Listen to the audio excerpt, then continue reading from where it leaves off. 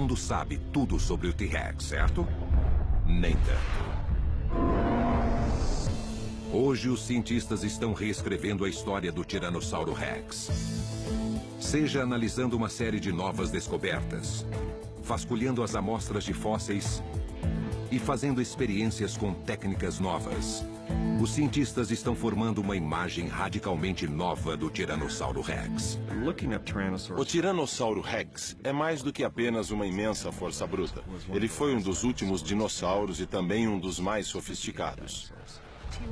T-Rex? Eu adoraria ver um animal tão grande andando em duas patas. Seria muito legal de ver. Uma nova equipe de paleontólogos entra em ação. E antigas suposições estão dando lugar a novos fatos. O que eles descobriram? Como os paleontólogos de hoje estão revelando um novo Tiranossauro Rex? Só eles poderão dizer. O verdadeiro T-Rex. 65 milhões de anos atrás, em um período chamado Cretáceo, vivia o Tiranossauro Rex. Um dos maiores predadores carnívoros a caminhar sobre a Terra. Durante anos, os paleontólogos não tinham dúvidas sobre algumas características do T-Rex. 12 metros de altura, crânio de 1,5 metro, dentes serrilhados de 15 centímetros, antebraços curtos e peso colossal. No início, os paleontólogos achavam que o T-Rex era um predador solitário, que se movia lentamente sobre duas patas, arrastando sua enorme cauda pelo chão. Mas tudo o que sabíamos sobre o T-Rex partia de diversos fragmentos de fósseis, reconstituídos com recursos científicos limitados. Pelo menos até agora. Estamos vendo um novo avanço na pesquisa interdisciplinar. Ela inclui aspectos de paleontologia tradicional, de engenharia, biomecânica e combina todos eles. A ciência de ponta está revelando como podemos fazer a sexagem de um T-Rex, a rapidez de seu crescimento, sua velocidade, suas formas de sobrevivência e muito mais. 15 novos espécimes de T-Rex foram encontrados nos últimos 10 anos. Esta explosão de achados de fósseis, junto com técnicas de pesquisa modernas, levaram a uma compreensão inteiramente nova do Tiranossauro Rex e a uma revolução na paleontologia. É evidente que as coisas mudaram. O primeiro congresso que fizemos em 93 foi provavelmente igual aos congressos que aconteceram nos primeiros 100 anos. Mas agora sabemos um pouco mais sobre essa criatura desde o nível molecular. É muito interessante. Pensávamos que conhecíamos o T-Rex, mas estávamos enganados. Este programa é um guia atualizado e definitivo sobre a ciência de ponta que está criando o novo T-Rex. Durante muitos anos, as pessoas tiveram ideias pré-concebidas sobre como os dinossauros eram quando estavam vivos.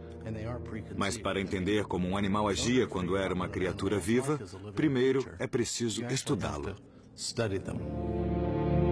Jack Horner foi responsável por muitos avanços no campo da pesquisa com dinossauros. Somente nos últimos 10 anos, Horner descobriu 8 exemplares de T-Rex. Mas sua maior contribuição à paleontologia talvez esteja no fato de ser um pensador e professor iconoclasta. Sempre questionando, Horner inspirou uma nova geração de paleontólogos que está reformulando a compreensão do T-Rex a partir do zero.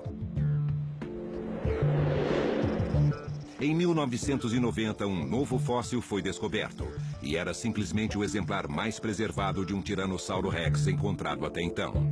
O nome dela é Sue. Com mais de 6 metros de altura e 12 de comprimento, ela é o maior Tiranossauro Rex do mundo. Até recentemente, pouco se sabia sobre como o T-Rex conseguia crescer tanto ou quanto tempo vivia. Greg Erickson, um ex-aluno de Jack Horner, vem estudando o ciclo de vida e crescimento do T-Rex. E durante o processo viu algumas de suas hipóteses básicas serem desafiadas. Eu achava que o T-Rex vivia cerca de 60 anos. É a mesma expectativa do elefante, que também tem porte grande. Para descobrir se esta teoria se aplicava a Sue, Erickson precisava determinar qual era a sua idade quando morreu. Geralmente, os paleontólogos calculam a idade dos dinossauros contando os anéis de crescimento dos ossos das patas que sustentam o peso. Exatamente como se contam os anéis de crescimento do tronco de uma árvore. Mas Erickson não pôde fazer isso com Sue.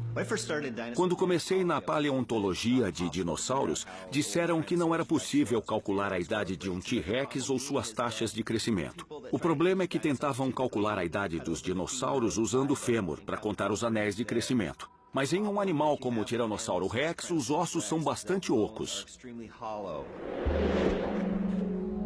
Então, Erickson fez uma descoberta inesperada enquanto examinava pequenos fragmentos dos ossos de Sue. Percebi que alguns fragmentos eram bem sólidos, principalmente as costelas e a parte dos ossos do quadril e também um osso chamado fíbula, que é um dos ossos da perna. Enquanto observava isso num microscópio dissecador, notei que tinha linhas de crescimento partindo do centro até a parte externa. Então achei que seria possível estimar a idade desse dinossauro e, quem sabe, outros tiranossauros por meio desses ossos específicos.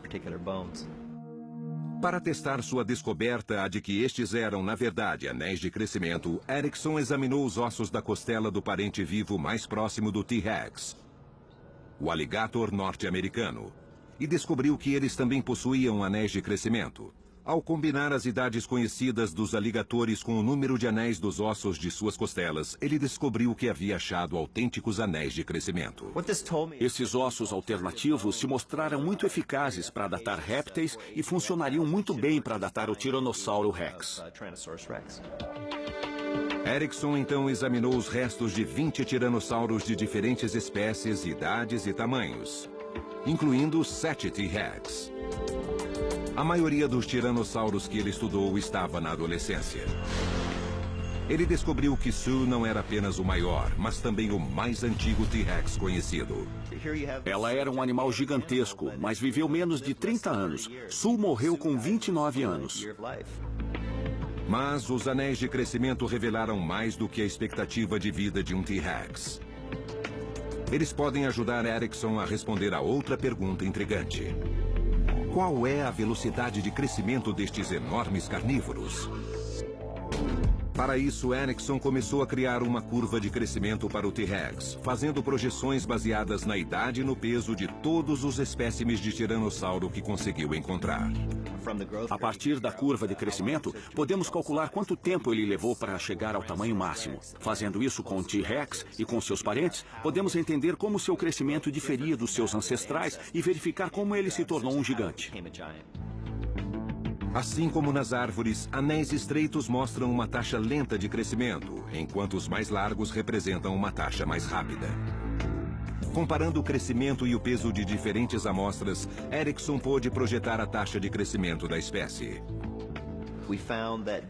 Descobrimos que durante a adolescência desse animal, a fase da puberdade, entre 12 e 18 anos, esse dinossauro ganhava mais de 2 quilos de massa corporal por dia. É impressionante. Era uma dieta altamente calórica. Mas, aos 20 anos, Sue já havia vivido 2/3 de sua vida. Fiquei totalmente chocado quando descobri que Sue morreu com 29 anos de idade. Esse animal estava incrivelmente frágil, tinha artrite e outros problemas. Ela teve uma vida dura, mas era jovem quando morreu. Isso me fez pensar que o tiranossauro era o James Dean dos dinossauros. Eles viviam intensamente e morriam cedo. Se os ossos podem dizer por quanto tempo Sue viveu, talvez possam revelar sua condição física quando morreu. Os ossos de Sue estavam cheios de traumas, incluindo uma fratura na perna esquerda que pode tê-la aleijado. Elizabeth Briga é paleopatologista e procura evidências de doença e trauma em restos humanos e de dinossauros. As pistas que ela encontrou nos ossos de Sue desafiam nossa concepção sobre a vida e morte do T-Rex. Encontramos uma infecção na perna, na fíbula, que era evidente e bem cicatrizada. Isso é crucial para a compreensão de todas as doenças da SUL. Tinha uma série de fraturas nas costelas e uma delas não cicatrizou, ainda estava quebrada. Não foi bem curada. E tinha algumas patologias ainda mais intrigantes, como múltiplas lesões cicatrizadas e assimétricas nos membros posteriores. Estes orifícios na parte de trás da mandíbula de Sue são um mistério para os paleontólogos. Alguns acreditam que sejam marcas da mordida de outro T-Rex e um provável motivo da morte de Sue. Utilizando seu conhecimento em patologia, a doutora Elizabeth conseguiu reinterpretar a origem destas cavidades. À primeira vista, elas parecem marcas de mordidas, mas há várias coisas que não indicam isso. Uma é o padrão. Elas não se alinham com dentes. Se fossem mordidas, todos os orifícios deveriam ser paralelos entre si, como costuma acontecer nesses casos. A segunda coisa é que eles estão em uma região muito difícil de ser atingida. Esta parte aqui, a parte de trás da mandíbula, é um lugar muito difícil de se morder. Então, se não são marcas de mordidas, o que são? Elizabeth Rieger acredita ter encontrado a resposta analisando bactérias em animais vivos. Examinando os actinomicetos, que são bactérias anaeróbias que integram a flora bucal de muitos animais, como as vacas, e também são encontrados em uólabis e cangurus, vi que eles tendem a ficar na parte posterior da boca e provocam lesões praticamente idênticas, morfologicamente, às lesões que encontramos